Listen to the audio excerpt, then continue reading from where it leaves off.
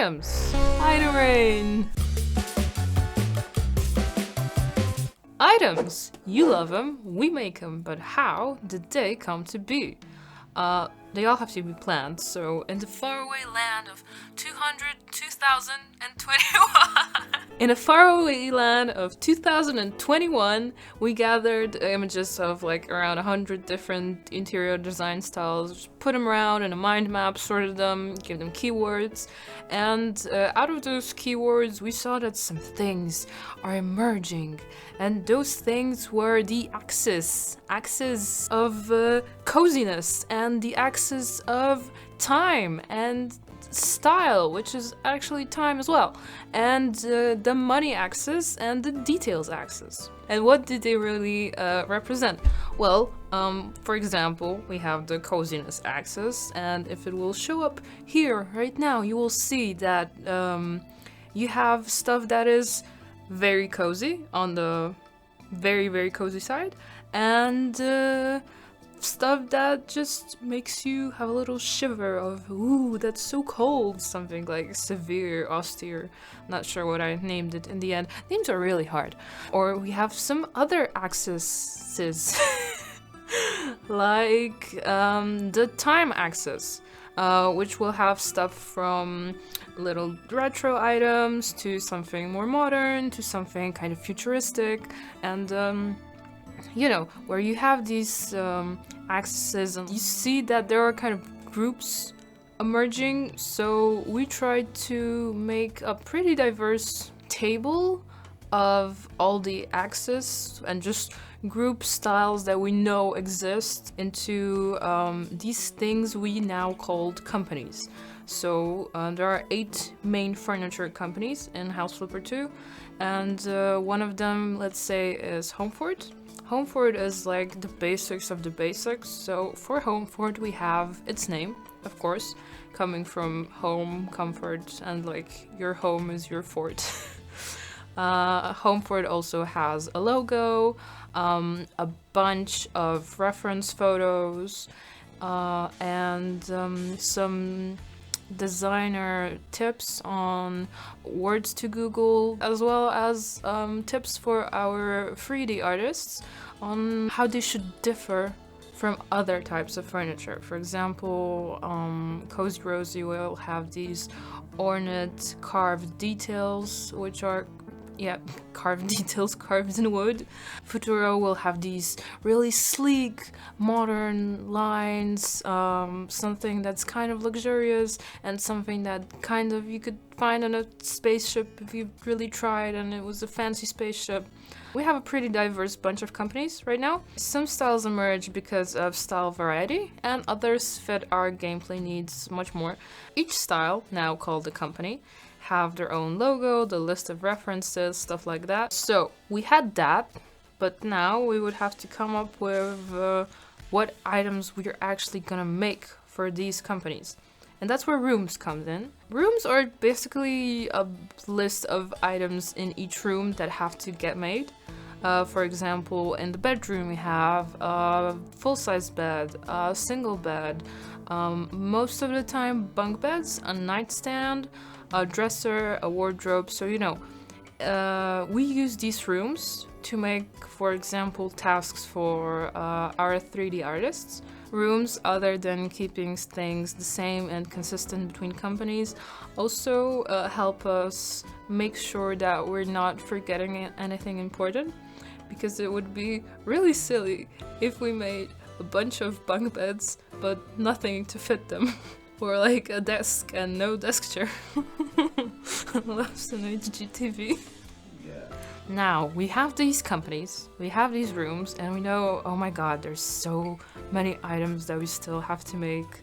And of course, we don't have an infinite amount of time. Like, we would love to have an infinite amount of time with House Flipper 2, but the game has to get made. And some things are more important than others. So the things that got prioritized were the companies that we needed for filling out the homes or making the damaged homes look like they were, you know, lived in once 50 years ago. Also, there's items that aren't furniture, right? Like air conditioning or lore items or plants. Like plants don't belong to any company. They need to get made anyway, so the houses don't look empty. So it's a question of picking and choosing what can be the most useful for us and later for the players, for you guys. So let's switch over to the store for a bit. We put a lot of effort into the store, into making sure that it's easy to navigate, as easy as it can be to navigate, 2,000 items, and customize them in every way we made possible, which is a lot. If you know what you're doing, or if you know what you're searching for, you're really familiar with the store, you just know how to navigate it in a way that's super fast, and it's really comfortable to use. Now put me in a small window in the corner, please. Thank you. Let's switch over for a moment to the store itself. It's kind of my baby and I want to show it off. Let's imagine I want to decorate a house that's for this character. She's called Emily. She has some stuff there already, but we want to make it feel more like her and more comfy. She's got the sofa and I like it pretty much. It comes from Scotty, so I'm just gonna click on Scotty and we can see all the articles that we have from Scotty actually. I like this accent table. I think it fits. So we're gonna put that beside the sofa because it looked kind of empty before. We're gonna look for a carpet to put under there. As you can see, there's a lot of different shapes and sizes. There's this vase that I don't really think the color fits right, so we're gonna change it to the same color as the carpet. You can just click on a wall with the copy style tool, hold it down, and it opens the exact same surface in the shop, which is really helpful if you mess up a little bit while tiling or painting, or you just want to get the same surface finish that you had before.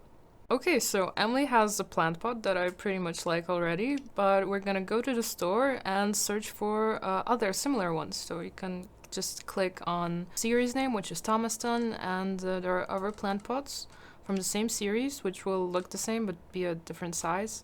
You can choose the preset and then copy the style from the plant pots that we had before. We're gonna choose a flower for our little plant pot from the many flowers that we have, and gonna put it on a shelf that's above my head, because you can place stuff on shelves above you through the bottom of the shelf.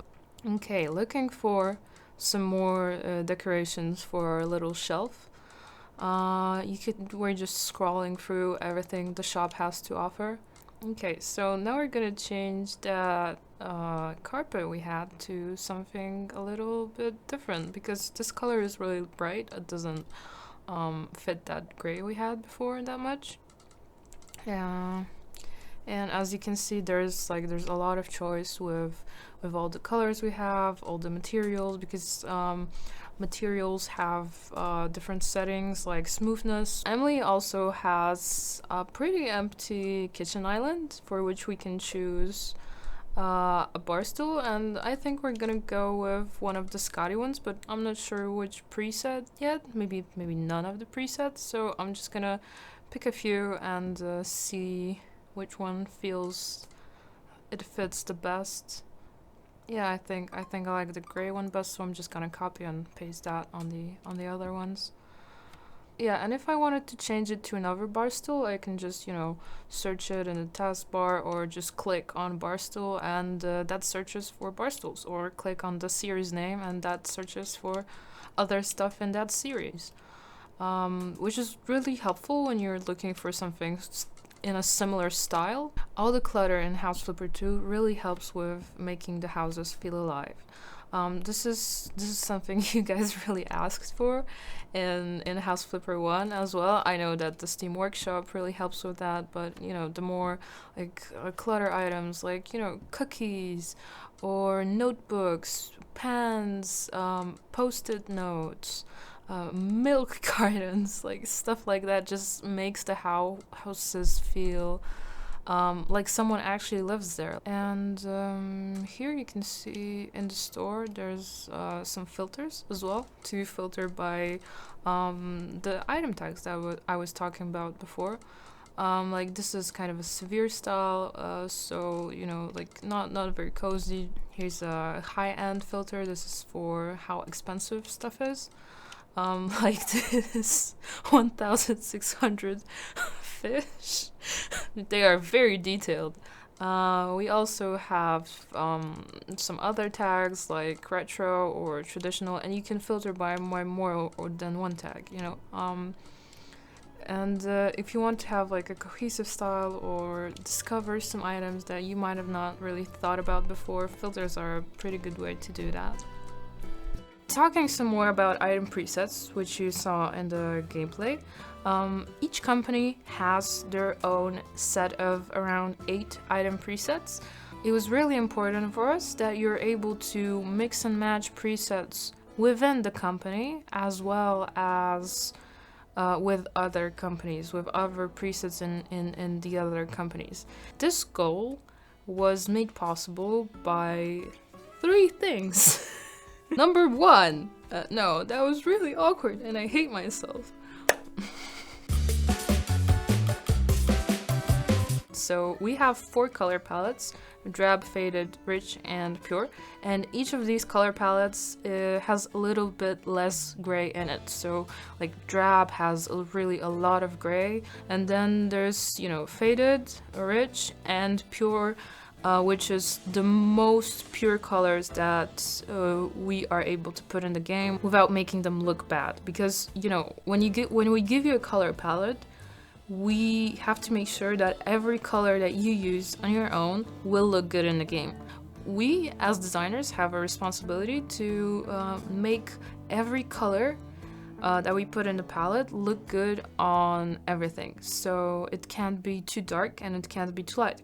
Because if you go any darker or any lighter, the way that light works with the materials and the colors, it just goes all funky and they just don't look good. Thanks to these 4 color palettes, which are exactly the same for every single company, thanks to them, you can mix and match colors between any item preset in the game, or you can pick and choose items from every single company, and they will all match because they are all in the same hues. Number 2, in serving that goal of copying from one company to the other company, is copying using the copy style tool. Thanks to the copy style tool and code names, you can copy things from like a chair to a table to a bed pretty effortlessly. Yeah, so thanks to the copy style tool, you just click, and it's there. It just works. Number 3. The biggest thing here, the preset taxonomy. Which basically just means a way of making a system for presets so that they are more or less consistent. Basically we have columns, colorful, light, medium, and dark, and rows, which are warm, neutral, and cool. And in each of these rows and each of these columns, there have to be at least 2 presets in every company. So in Cozy Rosie we will have 2 light presets, and one of them is neutral and the other one is cool. Maybe there's more light presets, maybe there's less, you know, there's 8 of them, we can mix and match. Thanks to this, we have a system which makes the presets different from each other. It keeps them diverse, while at the same time making sure that they will fit the other companies, because every company will have at least 1 light preset.